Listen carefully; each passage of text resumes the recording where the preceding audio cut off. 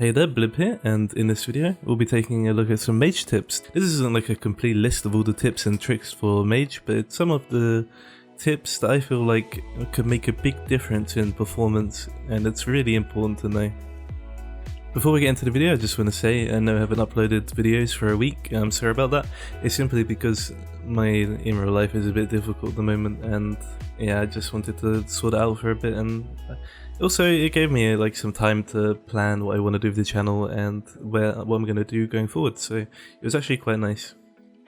Yeah, I'll start out with some general tips for Mage, and then we'll go straight into some class specific stuff, so I'll timestamp it in the description if you want to check out any stuff relevant to your spec. So the first tip I'm going to tell you is how Shimmer works. Now obviously Shimmer is just a blink that you can cast while blinking and it won't be interrupted, and it's off the global cooldown. But what you might not know is that Shimmer also has a bit of a lenience when you end up on the other end of the blink. And what this lenience does is it means you can cast while moving for a brief short period.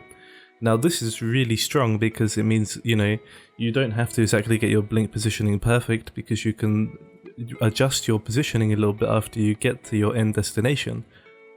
This tip is known by a few people, but it's not too commonly known, and rightfully so, right? You wouldn't think that's how Shimmer functions. Why would it make you be able to cast while moving for a second?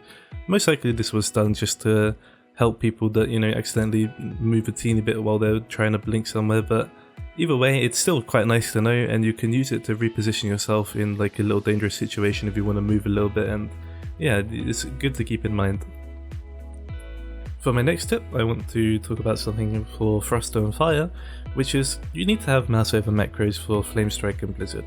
And this is quite simple. It's because having to click where you're placing your Flamestrike or Blizzard is, while not all the time, sometimes you are going to lose input actions from this, because you're going to be caught up in having to click where you're going to place your Flamestrike, and it's another action you have to press. Whereas if you just have your mouse over macros, you just put your mouse where you want your Flamestrike or Blizzard to go, and it'll just go down there instantly as soon as you have it available. Now this is even more insane for Frost, for example, when you have Freezing Rain, where you need to cast instant Blizzards off cooldown in the pack, or you're just going to lose some cast time eventually. It will happen. So yeah, make sure that you have your mouse over macros set for Blizzard and Flamestrike.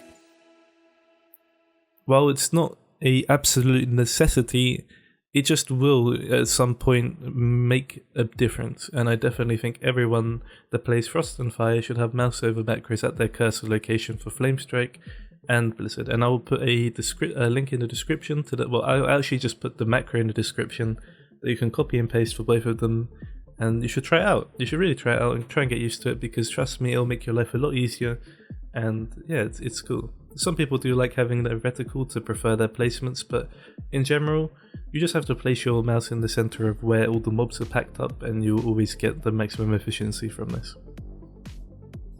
And now I'll give some Fire Mage specific tips. So the first tip I want to give for Fire Mage is that you can do your whole combustion while moving. That's obviously something that everyone knows, but it's something that you should practice. You should get really good at doing your combustion on the move, simply because this makes it so that you're way more versatile and stronger in certain situations. You can lose 0 DPS while moving while in your combustion window, and if you're playing with Rune of Power, for example, you still can move while doing your whole combustion. There's no reason you can't. You only have to make sure that you're always within your Rune of Power radius, which is about 10 yards, so make sure that if you're playing with combustion, you practice while doing some movement and keep moving around and trying to execute the whole rotation while moving, so that when the situation does come where there might be like a mechanic that spawns on top of you while you're in a raid while you're doing your combustion, you can just do your combustion without any problems whatsoever. This is a really important skill to have, and it will improve your DPS drastically over many pools. In the same note, this is more of a simpler tip, but you should always be jumping in your combustion. As strange as that might sound, it's not really strange at all. That's simply because whenever you are doing your rotation, obviously you're spamming a lot of globals on Pyroblasts, and if you're sitting still and you accidentally hardcast a Pyroblast during your combustion, you're going to lose a lot of DPS, like an absolute load of it. So you have to make sure that you're always jumping, simply because, as I mentioned earlier, you can always do your rotation while moving, and jumping is basically a part of Fire Mage's rotation, just because it prevents you from accidentally hardcasting a Pyroblast, which can just destroy your combustion damage. Alright, now onto some Frost specific tips. The biggest tip, which most Frost mages probably have, and I hope they do have, because it's a very important thing to know, and that is that you have to have a mouse over macro on your pet's AoE freeze, and this is simply because otherwise you have to click and it's just awkward. I don't recommend anyone to ever click their pet freeze on their bar and place it, but make a mouse over macro that just puts it down instantly. Pet freeze is one of the most useful, if not the best, tool you have in Mythic Plus, because it means you can shatter just your glacial spikes for free, and it's honestly one of the most convenient and cool tools that you have. My next tip is in the same vein, but it's kind of a bit different. So this really only really applies when you're playing Glacial Spike, and that is you need to Frost Nova after your Glacial Spikes to get some more damage in dungeons. So you'll play with the double Ice Nova talent, and this means that you have 2 Frost Novas at your disposal plus your Pet Freeze, and it means you don't have to wait for Brain Freeze procs in dungeons or whenever you can root targets to get the guaranteed crits on your Shatter. So what I like to do with my Frost Novas is that I will build up enough Icicles for my Glacial Spike, and then I will blink in. You don't want to be on top of them, otherwise your Frost Nova won't hit before your Glacial Spike hits. But you want to blink in just roughly a bit away from your targets, and then you just, when the Frost Nova cast is about, when your Glacial Spike cast is about to finish, you just spam Frost Nova, and ideally the target should be rooted and that means your Frost Nova will affect the shatter of your Glacial Spike. The reason you always want to Frost Nova afterwards is because your Frost Nova will basically break instantly by other players, and there's a grace period for Frost Nova. You have a 1 second window where Frost Nova won't break from any damage whatsoever, so that means you can always make use of this to shatter your Glacial Spikes in Mythic Plus, which is a very essential tool to know. And just to finish off the tips here for Arcane now, I just wanted to talk about another thing that's kind of similar to Mage, and that is that you can also be mobile in your Arcane power window, just like Fire Mage, but only for a shorter period of time. Now you have Presence of Mind, which makes your next 2 Arcane Blast instant cast, and most of the time in BFA people are using this just to fit in some more Arcane Blasts before their Rune of Power goes down while they're in the Arcane power window. In BFA it's going to be a completely different game. You're going to have Rune of Power for 100% of the duration of your Arcane Power, so that's no longer the case. And Presence of Mind is being buffed to 3 charges down from 2.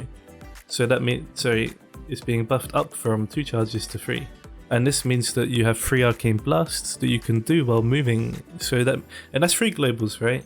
And that's actually a lot bigger than you think. That means that if there are mechanics that are spawned on you during your Arcane Power, you have Presence of Mind to use as a safety buffer to move around, and it's on a 1 minute cooldown now as well, so you can use this more often. But it's important that you get used to this as well, because there are going to be times where you need to make use of this movement. So make sure you practice before Shadowlands comes out, and you'll be in a good spot for when you need to actually move and it doesn't ruin your Arcane Power. But yeah, that's all for this video. I know these tips are probably well known by a lot of people, and they're not exactly the most 5-head strats out there, but I thought they were still some cool little tips that would be helpful to a lot of people if they didn't know them already. There was a few more tips I wanted to mention, and there's one about Fire Mage's Ignite, but that would have taken up the majority of this video. I actually did record it, but I was like, yeah, no, this probably won't do too well, so I'll probably make another video on that at some point. But yeah, thank you for sticking with me. I think now what I've decided to do after this week-long break is I will focus on Mage specifically, but I might include some stuff about other classes here and there.